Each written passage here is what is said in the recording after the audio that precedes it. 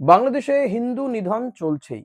সেখানে একজন মহিলাকে ৪০ ঊর্ধ্ব এক মহিলা, বিধবা মহিলাকে গণধর্ষণ করা হয়েছে, রেপ করা হয়েছে এবং তারপরে তাকে গাছে ঝুলিয়ে চুল কেটে দেওয়া হয়। তার অপরাধ, তিনি এক ব্যক্তির থেকে কয়েক ডেসিমেল জমি কিনেছিলেন কয়েক কোটি টাকা দিয়ে। তারপর থেকেই সেই ব্যক্তি, শাহীন নামক ওই ব্যক্তি, তাকে কুপ্রস্তাব দেন। তিনি এবং তার ভাই। মহিলা ওই প্রস্তাবে রাজি না হওয়াতেই তার উপরে অত্যাচার চলে। এবার তার পরিবারের লোকজন গেলে, তার পরিবারের লোকজনের কাছেও আবার, মানে তার আত্মীয় স্বজনরা গেলে বিপুল পরিমাণ অর্থ, ৫০ থেকে ৬০,০০০ টাকা দাবি করা হয়। সেটা না দিতে চাওয়াতেই কিন্তু অত্যাচার করা হয়। তাকে গাছে ঝুলিয়ে চুল কেটে দেওয়া হয়। নানান রকম ভাবে অকথ্য ভাষায় অত্যাচার চালানো হয় বাংলাদেশে। এবং হিন্দুদের উপরে অত্যাচারটা চরম সীমা পৌঁছচ্ছে। ডিসেম্বর থেকে এই পর্যন্ত ৩ থেকে ৪ জনের মৃত্যু হচ্ছে, তাদের সংখ্যালঘু হিন্দুদের মৃত্যু হচ্ছে বাংলাদেশে। আরেকটি ঘটনা ঘটেছে, সেখানে দেখা যাচ্ছে যে একজন সাংবাদিক, একজন, তিনি বিডি খবর বলে একটি সংবাদ মাধ্যমে তিনি কার্যনির্বাহী সম্পাদক। তাকে একেবারে বাইকে করে এসে দুষ্কৃতীরা গুলি চালিয়ে হত্যা করে। তিনি একটি কারখানাও চালান, কারখানার মালিক, এবং সেখান থেকে বেরিয়ে তিনি যাচ্ছিলেন, সেখান এসে ওই রানা প্রতাপ বলে ব্যক্তিকে, সংখ্যালঘু হিন্দু, এই ব্যক্তিকে গুলি করে হত্যা করা হয়। খুব স্বাভাবিকভাবেই এর আগে আমরা দীপু দাসের ঘটনা দেখেছি, অমৃত মণ্ডলের ঘটনা দেখেছি।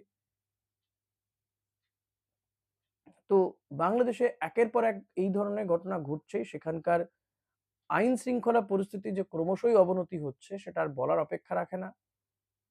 ভারতের পক্ষ থেকে সেখানে গিয়ে কথাও বলা হচ্ছে। তবে এক্ষেত্রে আমরা দেখেছি যে মোহাম্মদ ইউনূস, অন্তর্বর্তী সরকারের যিনি মুখ্য উপদেষ্টা, সেভাবে তিনি বলছেন যে ব্যবস্থা নেওয়া হচ্ছে বা অনেক কিছু বলছেন টলছেন, বাট আলটিমেটলি বন্ধ করতে পারছেন না এই ধরনের নারকীয় নৃশংস হত্যাগুলোকে। আমাদের দেশের প্রধানমন্ত্রী নরেন্দ্র মোদী, আমাদের দেশের যে বিদেশমন্ত্রী গিয়েও ছিলেন। তিনি বলে এসছেন যে ভারত এই ধরনের বিষয়গুলোকে বরদাস্ত করবে না।